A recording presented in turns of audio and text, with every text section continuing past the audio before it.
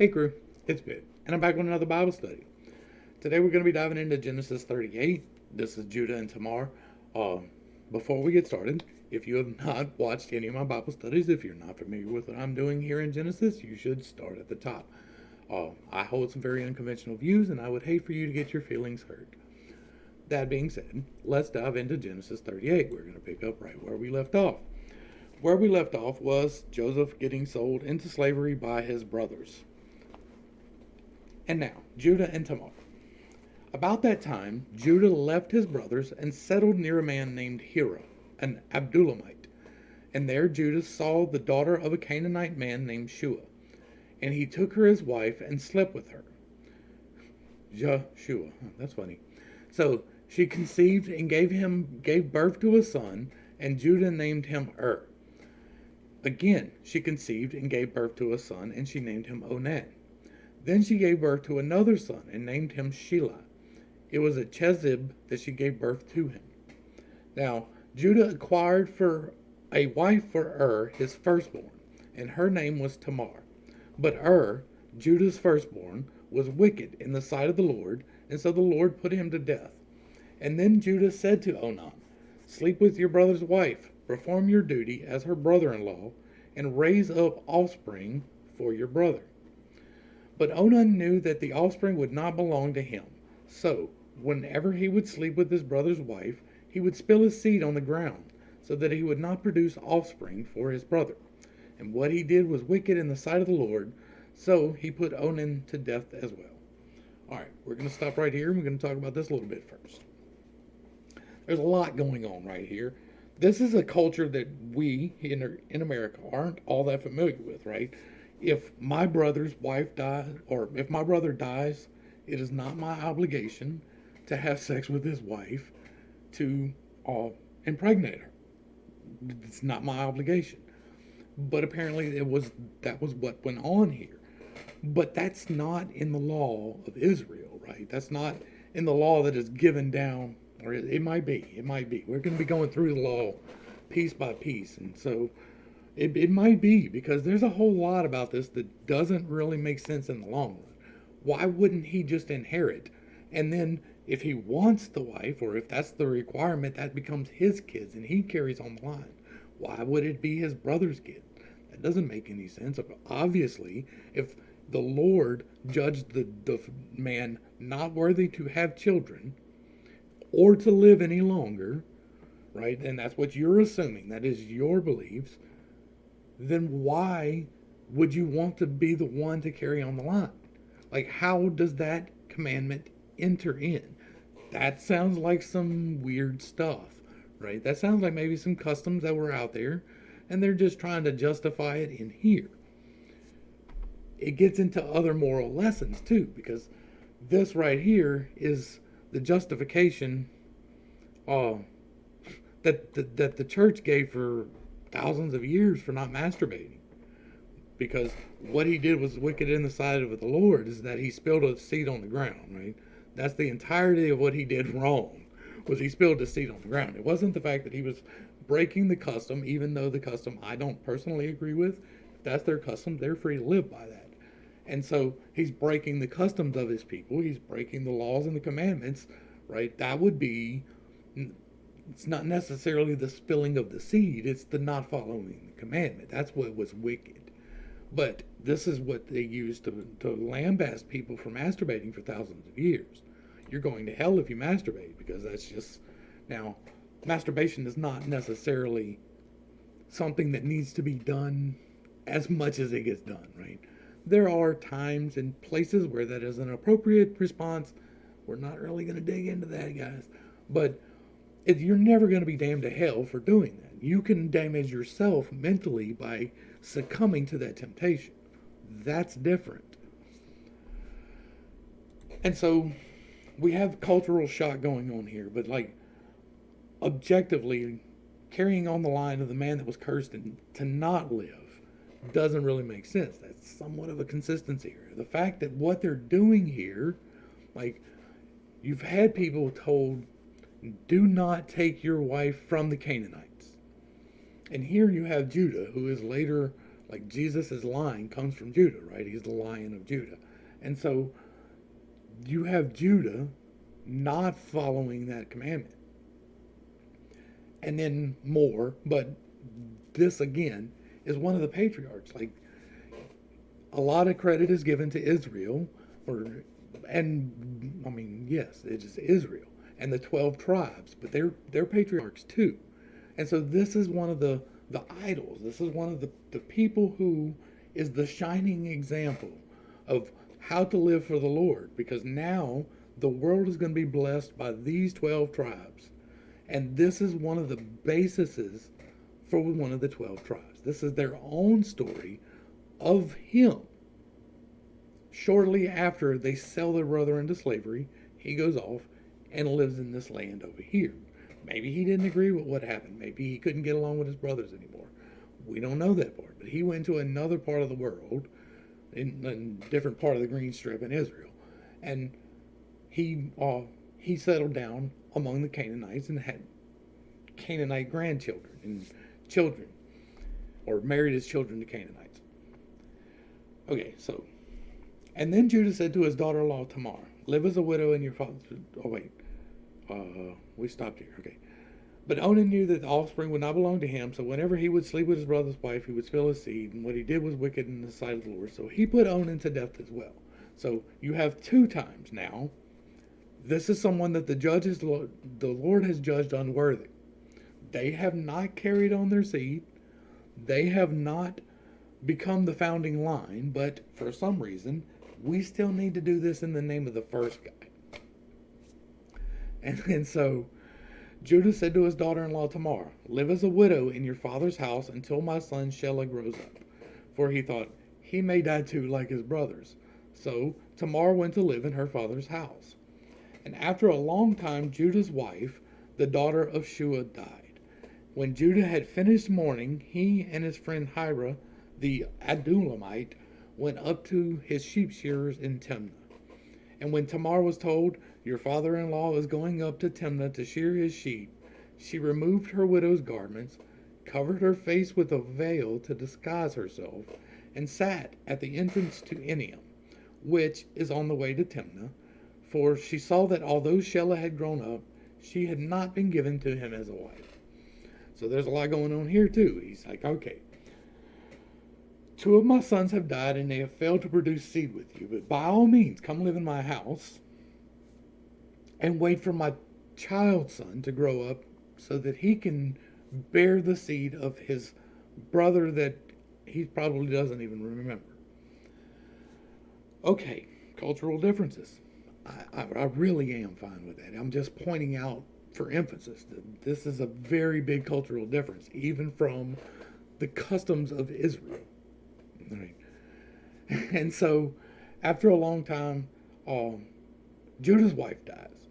And instead of him fulfilling the obligation, which obviously she thinks he should, he says, wait for my child to grow up. That's different than the way it would be handled now, hopefully. And we're just going to let that go. But then we get into this other interesting part here. She removed her widow's garment. So apparently she had to dress as a widow for this long time. And sat at the entrance to Eniam, which is on the way to Timnah.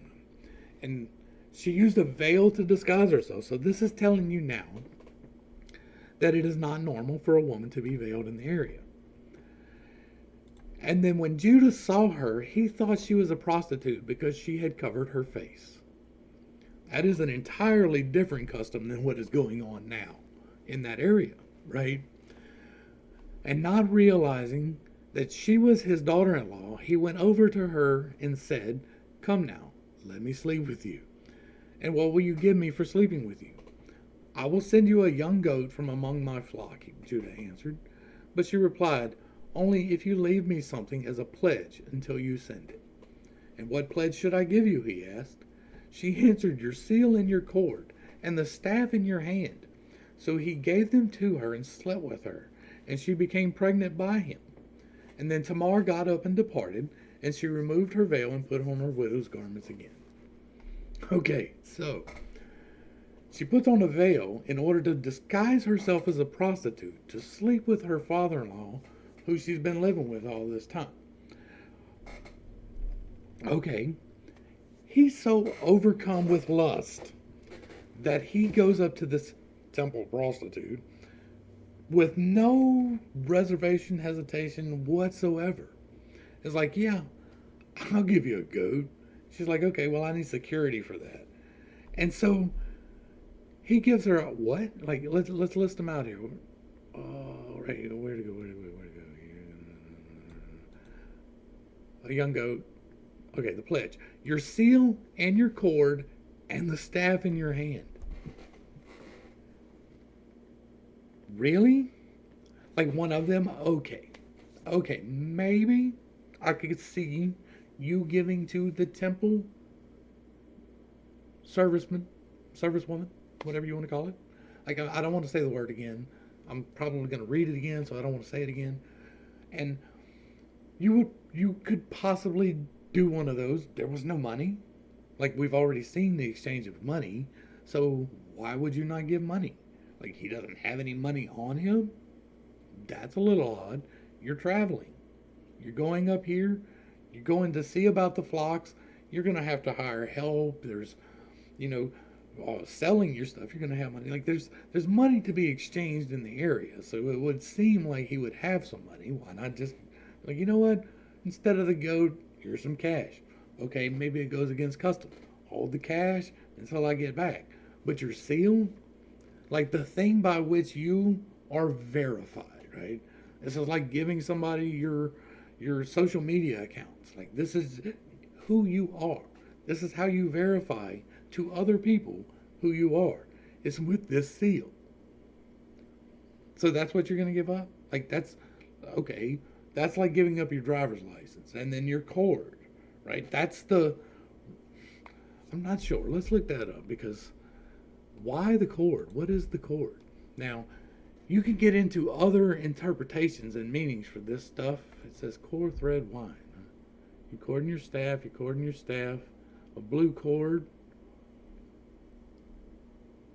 Huh. It means a cord, or maybe it is an identifying color, right? We had the coat of many colors, and maybe it's an identifying color that we're just not clued in on.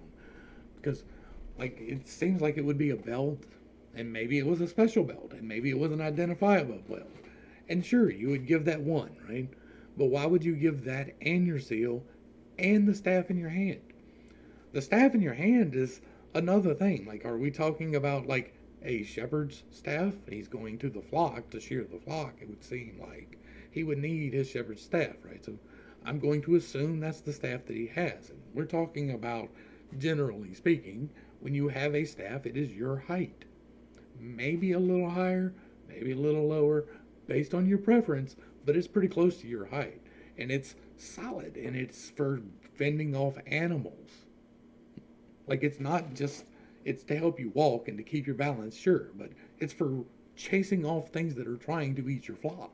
That's why you have the stick, right? And so, why would you give that up? That was, like, you gave your seal and your cord and the staff in your hand. That's a lot. Like, that's asking an awful lot. Consistency. There's no need for all of that, except that is the stories that are already known in the culture.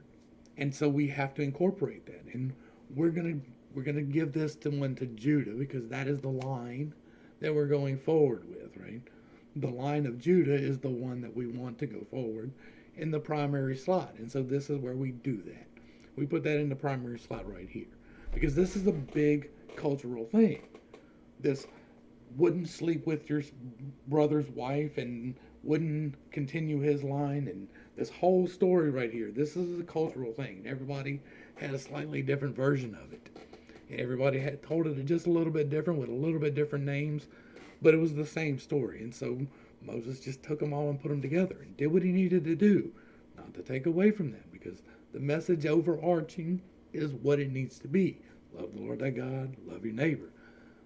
But it gets tied down into details that don't really matter, because they take this, which is an amalgamation of other stories, and put it as infallible.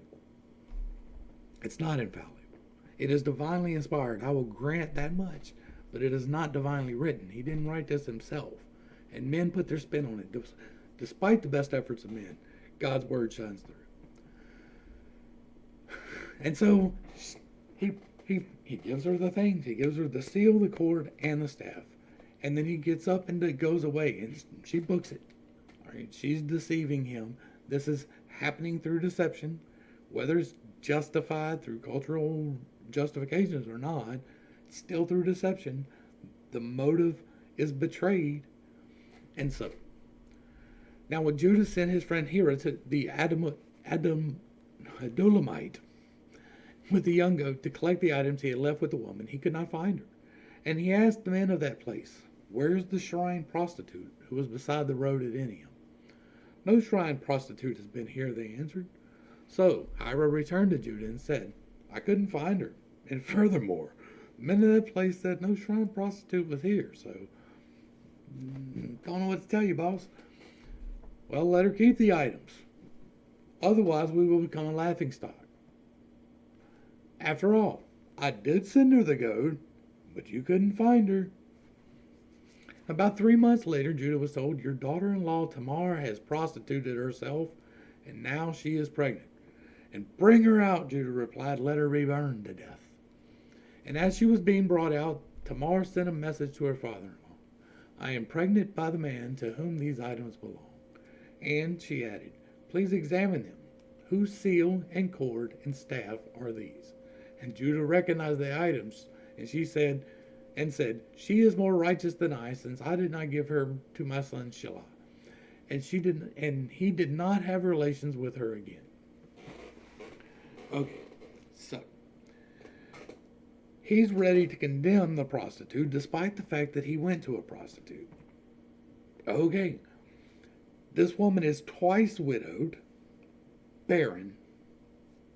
Okay, he's willing to drag her out and burn her to death because whatever. He's let her live in his house despite the fact that both his children died after sleeping with her. And that's not to blame her. That's just pointing out how that mentality would think, right? This man's like, okay, this woman slept with my son and now he's dead. I give my other son to her and now he's dead. Maybe it's her, right? But she's going to live here anyway? No. He would burn her to death. That would have happened prior to this. And so, again, we have consistency problems. It's whatever, right? This story is an amalgamation. I'm not trying to hammer the nail. I'm just pointing out the flaw. And so here's another very important part for pulling in things later in justification. And when the time came for Tamar to give birth, there were twins in her womb.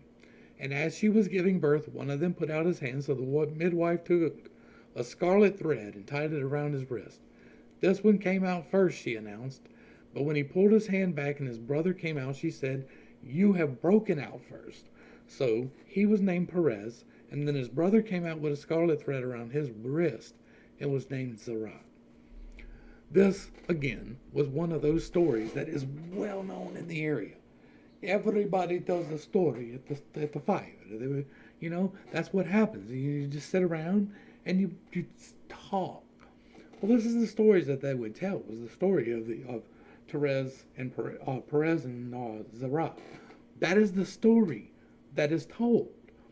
And so everybody knows this. You have to incorporate it into your lore. Now, Moses is years later, and the story is whatever, but this is very consistent in the stories. There are twins. One comes out, has the string wrapped around, but he can put a name to them here. Whether or not that was the names that was recorded before, it could have been. It could have actually been the Perizzites and the Zerahites, who later become peoples that it could have been them that did that, right? And so, I lost my train of thought completely there. But this one came out first, and then it was born out of order. These stories have greater implications than the ones that I am covering in these, right? Jordan Peterson does his thing with the mythological and how that develops into the psyche and the collective myths of mankind. Uh, Ben Davison and them talk about the different scientific elements that are contained within the book. I think that some of those myths and some of those scientific things are contained in here, and I don't really dive into those too deep. But I think that this is one of those things where it kind of does. I think that the rod and the seal and the staff are astrological signs that were seen in the sky, and that the various things were were physical things, and that's how they became part of the lore. And that you had two satellites or whatever that broke out and they were visible, and they, like, one of them was popped out and came out with red, or the other one didn't, and it just gets incorporated into the lore, because the simple fact of the matter is that the likelihood that in this is what the best case fourth millennia BC, right? Like 4,000 years BC, maybe three.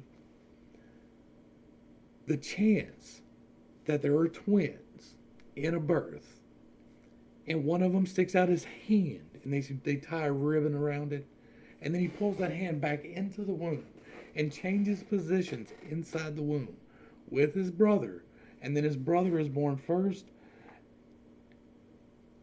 Very slim. Like, very, very slim. I can't say impossible, because nothing is impossible in the will of the Lord. Like, anything could happen. But the chances of that happening are very tiny. Like, very tiny. The chances of that happening and the mother surviving and the children surviving, very unlikely. Because by the time you're in that point in the birth canal, you're either out or you're in. Like, you're not going backwards. It's just... you've already stuck your hand out, you gotta follow it. Like, that's just how it's gotta happen. You're not gonna be able to just stick your hand out long enough for them to decide to just tie a ribbon around just in case he pulls his hand back in. Like, I find that hard to believe. It's entirely possible. It may have even been common, and I'm just ignorant of that fact. But it doesn't seem very likely. It seems like maybe there was a greater story that just got pulled in, and it became part of this story. That happens a lot in here, or like an awful lot. There's a lot of astrological signs that get incorporated into the story, and sometimes it flows somewhat seamlessly. You don't even notice that they went from talking about actual events to talking about something that everybody just knew about because it happened in the sky, and then they mythologized it, right? They turned it into a myth. They turned it into a story, something that they could tell and people would remember. Battles in the sky, slayings of dragons and bears and bulls. Those things are part of lore. When these battles happen in the Milky Way forms, right? All of these things, they get amalgamated. And what Moses did here was that he amalgamated a story to give his people a cohesive value system and set of laws and things that would benefit them, and it did. It benefited them greatly. It can benefit you greatly to follow the book of Deuteronomy. For the most part, there's some weird stuff in there, but for the most part, right? To follow the things that tell you how to live a life that is productive. To follow the things like Proverbs, and all of those are wonderful. Like everything, almost everything that's contained in the Proverbs and Psalms can help you to develop better who you are. I can't wait till we get to those. But anyways, the point being is that I know that what I am doing here is setting off people. I know that some people just cannot accept what I'm saying. That's why I put the disclaimer at the front and I tell you to go back to the beginning, because if you're not meant to be here, then you don't want to be here. I'm just going to upset you, because I'm insisting on literal reading of the Bible. Like, we're reading through it, and this could have happened, but it's highly, highly, highly unlikely. It could have been the whole thing with the prostitution, and like, they did have temple prostitutes, but why is a child of Israel going to the temple prostitutes? Like, What temple is that? That's definitely not Yahweh's temple. So what temple prostitute is he going to? Well, he just needed to get his business done. Well, he could have done his business with his daughter-in-law. It would have been culturally acceptable. That was kind of what was expected, actually. Especially if he wasn't going to give her his son. Like, you've already killed two of my kids. I don't want you to have that one. You know what? Take me. My wife's dead. I'm a widower. You're a widow. Well, let's do this, and I will carry on the line of my son because that's important because he was blessed by God with extended life, right? And so, again, not to beat anybody up, not to like this was a needed thing, right? It was never necessary. It was never necessary for Judah to sleep with a prostitute for the salvation of mankind. It just wasn't. And so, it happened. We're going to take it as it happened. It was written. We will let it go. I will accept that they're writing this because this is their story. That's what they would have to pull together as a culture and remember. And before this was written down, it was spoken. Like that's the other thing to remember is that before they wrote down this, they spoke this. Now, well before they spoke this, other people wrote this down. That's going to set off a whole different set of bells. But very large portions of the creation story, the flood myths, like the three sons of Noah are named in the Enuma Elish, like in the Sumerian stories. Like what? Like, no, and that was thousands of years before this. Oh, okay. Like infallible, no. Divinely inspired, sure. Helpful, absolutely. Able to change your life, 100%. But no sacrifice was ever required. No divine human being was ever required. The only thing that was ever required from you was to turn to God Himself. To say to Him, Lord, I am a sinner, and I come to you asking for forgiveness. Change my ways to your ways. Show me what you want for my life. And if you do that, and you mean that, and you do that, that's all it takes.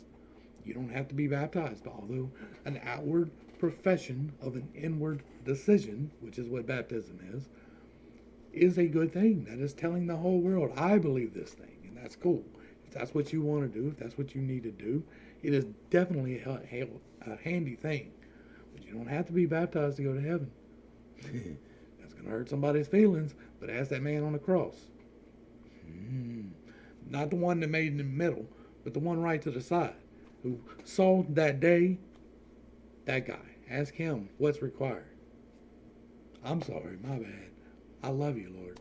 Okay, I'll see you up there. Bet money. Anyway, let's wrap this up.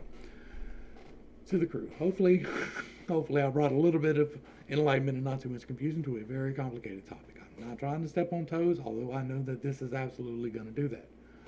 I'm just trying to do what I am told to do. He tells me what to do. And when I say he is beyond gender. So I say that so that people can identify who I'm talking to, but God is beyond gender. He is beyond incarnating inside of himself, beyond what we already do as incarnations, right? None of us are God, but we are all a very, very, very, very tiny piece of God. We're like a piece of a fingernail, right? We're a tiny piece. And you can't manifest yourself inside your fingernail, not in your entirety, right? But the fingernail is part of you. And everybody around you is in the same fingernail. We're all the same. God is me, and God is you, but we are not gods. And God is the space between me and you, and the space between me and you. He is all things. And the sooner we can recognize that and realize that we have a plan, we have a purpose, we have a path here, and to find it and to walk it is our goal, the better off we will all be. To the crew, I love you. Thanks for hanging out. You're perfect, whole, and complete just the way that you are, and I am praying for you every single day. Till next time, this has been pittstake. Peace.